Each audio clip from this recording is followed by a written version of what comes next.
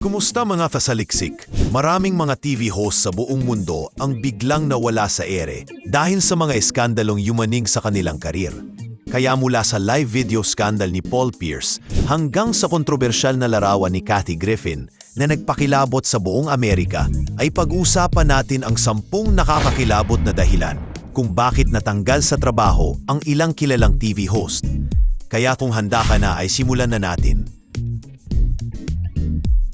Number 10. Sinungaling na angkor.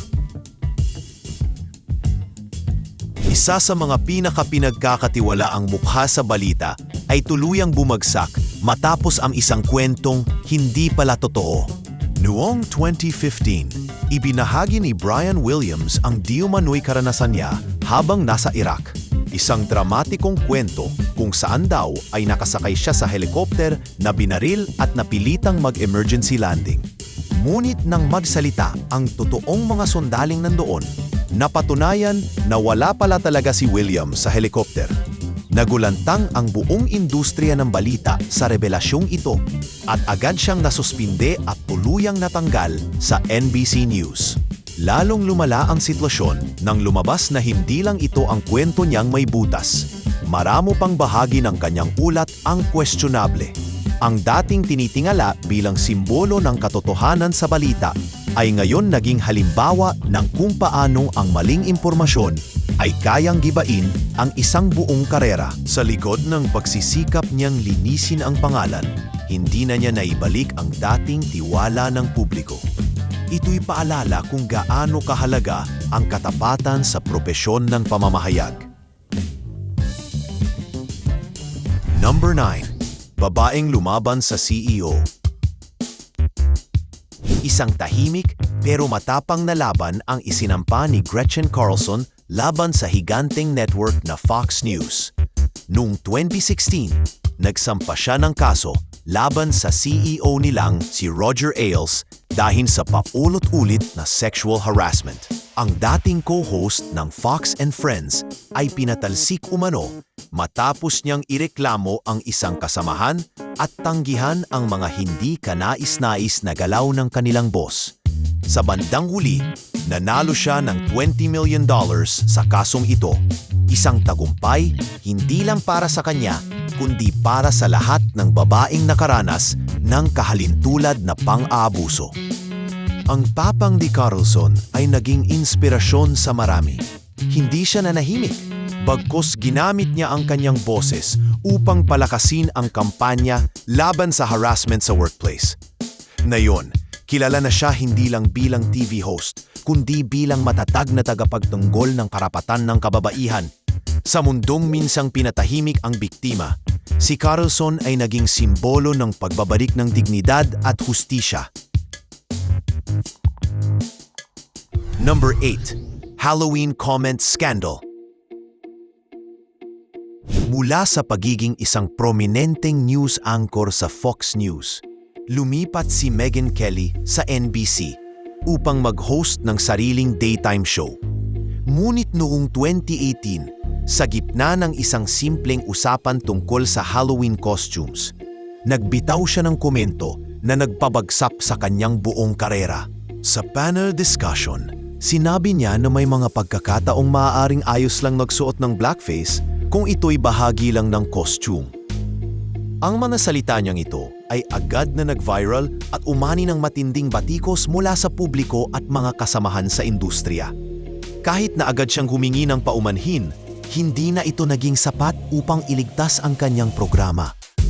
Kinansela agad ng NBC ang kanyang show at tuluyang inalis si Kelly sa network. Ang insidenteng ito ay naging isa sa mga pinag-uusapang issue tungkol sa cultural sensitivity at paalala na kahit mga batikang mamamahayag ay kailangang maging maingat sa mga salitang binibitawan nila.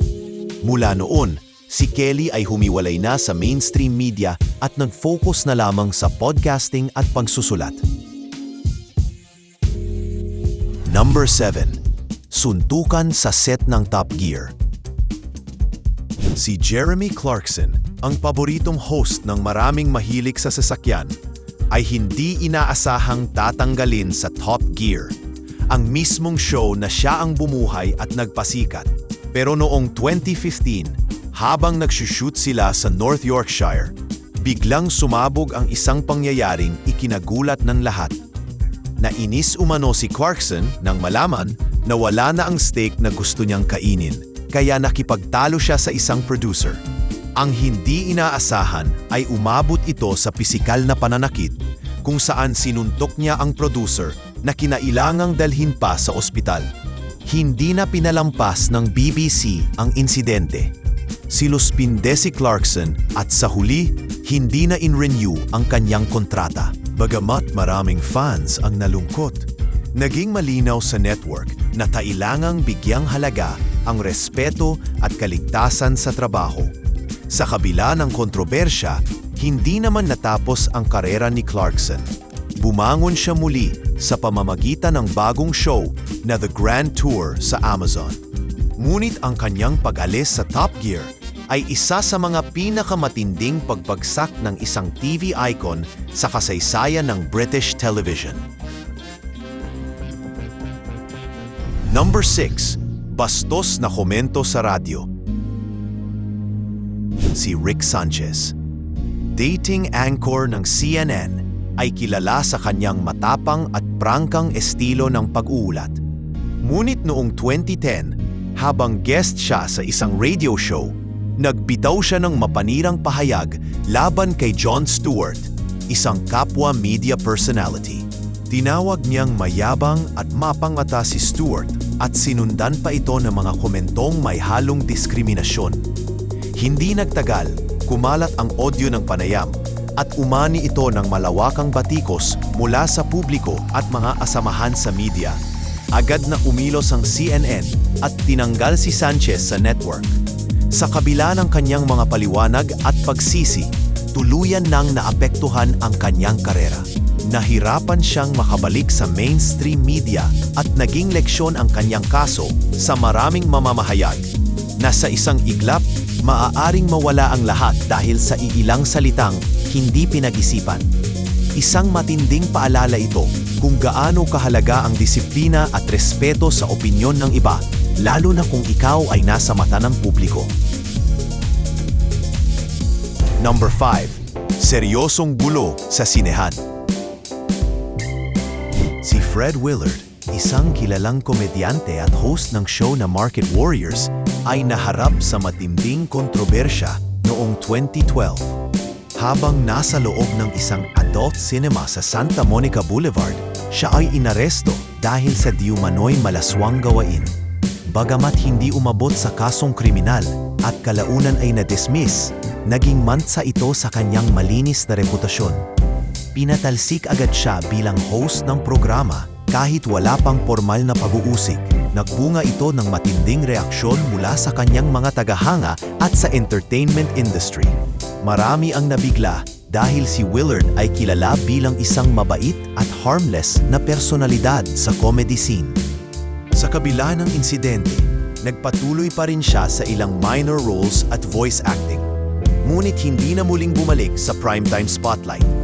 Ang nangyari kay Willard ay patunay na kahit ang mga inosenteng imahe sa showbiz ay hindi ligtas sa malulupit na mata ng publiko kapag nasangkot sa eskandalo. Number 4. Malaswang larawan sa trabaho. Si Sean Salisbury ay dating football star na matagumpay na lumipat sa sports broadcasting. Isa siyang analyst sa ESPN at kilala sa kanyang matalas na komentaryo sa mga laro. Ngunit noong 2010, lumabas ang isang balita na tuluyang gumuho sa kanyang karera. Kinumpirma ni Salisbury na ipinakita niya ang isang malaswang larawan ng kanyang sarili sa isang katrabaho. Bagamat una niya itong itinanggi, kalaunan ay inamin din niya ang totoo. Dahilan upang tuluyan siyang tanggalin sa ESPN. Lubos na naapektuhan ang kanyang propesyonal na reputasyon. Hindi na siya nakabalik sa mainstream sports media at ang pangalan niya ay laging naiuugnay sa kontrobersyang iyon. Sa kabila ng pagsisisi at pag-amin, hindi na bumalik ang tiwala ng network at mga manunood.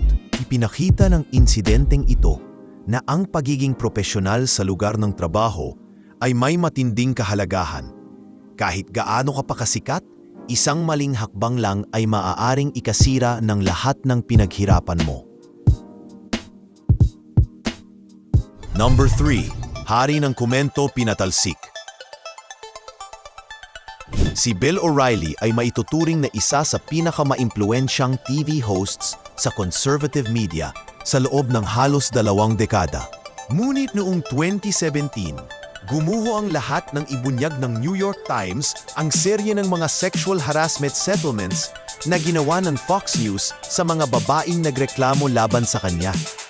Umabot sa $54 na milyong ang kabuuang halaga ng mga naayos na kaso, isang napakalaking bilang na naging dahilan upang umatras ang mahigit 60 sponsors mula sa kanyang programa. Dahil dito, napilitan ang Fox News na tanggalin si O'Reilly sa kabila ng kanyang malaking ambag sa ratings ng network. Ang pagbagsak niya ay nagsilbing wake-up call hindi lang sa mga TV networks, kundi sa buong media industry. Na kahit gaano ka pa kalaki, kapag lumabag ka sa respeto at karapatan ng iba, iyak na may kapalit. Sa kabila ng kanyang pagsubok, bumalik sa media sa pamamagitan ng podcast at online shows, hindi na niya muling naabot ang dati niyang kasikatan. Isa siyang buhay na paalala na hindi maaaring balewalain ang mga tinig na mga biktima. Number 2. Live video scandal. Si Paul Pierce, dating NBA superstar, ay matagumpay sanang lumipat sa mundo ng sports broadcasting pagkatapos ng kanyang retirement. Ngunit noong April 2, 2021, isang Instagram live ang nagbago ng lahat. Sa video, makikitang nagpo-poker si Pierce habang umiinom, naninigarilyo, at napapalibutan ng mga babaeng halos walang saplot. Hindi nagustuhan ito ng ESPN, lalo na't pag-aari ito ng Disney, isang kumpanyang may matinding pangangalaga sa imahe at values. Walang inilabas na opisyal na pahayag ang ESPN, pero mabilis nilang tinapos ang 4 na taong kontrata ni Pierce. Marami ang nabigla dahil hindi inaasahan na isang video lang ang kayang sumira sa isang bagong simula. Sa panahong mahigpit ang mga patakaran sa professional conduct, lalo na online, ipinakita ng insidenteng ito na kahit ang mga dating atleta ay hindi ligtas sa mga kahihinatnan ng kanilang kilos sa social media. Hanggang ngayon, si Pierce ay nananatiling malayo sa mainstream sports media. Number 1. Kriminal na larawan laban kay Pangulo. Walang sinuman ang nakalimot sa ginawa ni Kathy Griffin noong May 30, 2017. Sa isang litratong nag-viral, makikitang hawak niya ang isang peking dugo ang ulo na kahawig ni dating US President Donald Trump. Dahil sa matinding imahe nito, umani agad siya ng matinding batikos mula sa publiko pati na rin sa mga personalidad mula sa magkabilang panig ng politika. Tinanggal siya sa CNN's New Year's Eve broadcast. Kinansela ang kanyang mga shows at nawalan ng maraming endorsement deals. Bagamat naglabas siya ng paunang paghingi ng tawad, kalaunan ay binawi rin niya ito at muling ipinost ang larawan sa panahon ng 2020 elections. Ito'y naging mitya ng mas malalim na debate tungkol sa hangganan ng political satire at ang tinatawag na freedom of expression. Sa kabila ng matinding epekto sa kanyang karir, ginamit ni Griffin ang pangyayari para pag-usapan ang censorship at ang kapangyarihan ng media. Ngunit para sa karamihan, ang larawang yon ang simula ng kanyang tuluyang pagbagsak sa mainstream spotlight.